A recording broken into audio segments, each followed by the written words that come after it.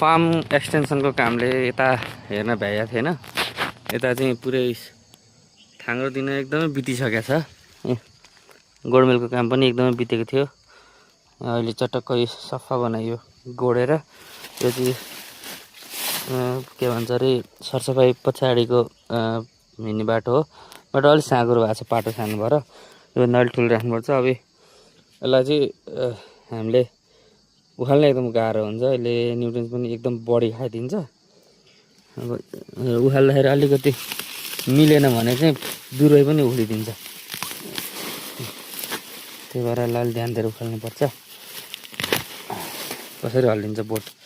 अनि यस्तो मजाले यसको भएको जति यो तलपलाका मुना पातहरू चाहिँ हामीले सट्ट हटाइदिउँ भने बोट सफा हुन्छ। न्युट्रिन्स बिरुवाले फल बनाउनतिर चाहिँ लगाउँछ।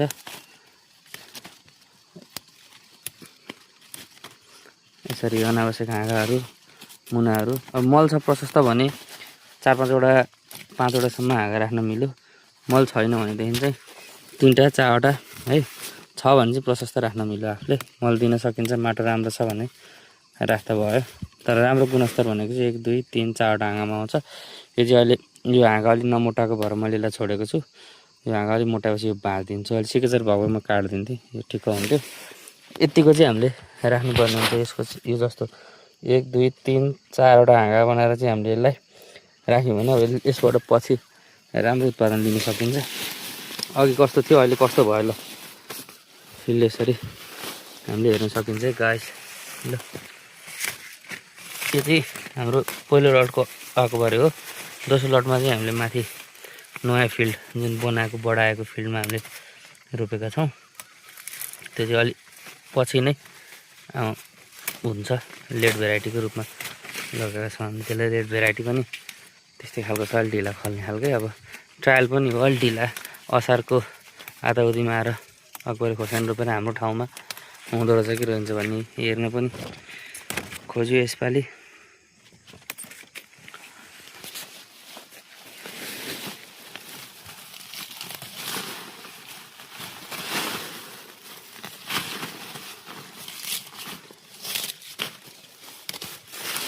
लोप चाहिँ गर्नुहुन्न साथीहरू। यसरी च्याट्ट यसरी मुना हालिदिनु होला। लोप चाहिँ गर्नु हुँदैन। हेर्दाखेरि कस्तो लोभ लाग्ने, यहाँ फुल खेल्न थालिसकेको छ मुना।